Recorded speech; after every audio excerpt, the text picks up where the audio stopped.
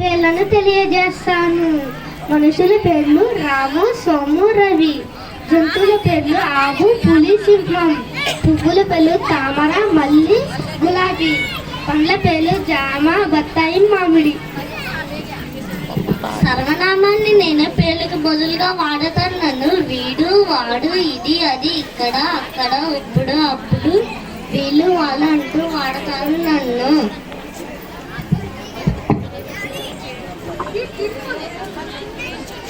క్రియను నేను పనిని తెలియజేస్తాను. నవ్వారు, పరిగెత్తారు, నలిశారు, రాశారు, చూశారు, ఎక్కారు, దిగారు, కూర్చున్నారు, నిలబడ్డారు అలాంటి చెప్తారు.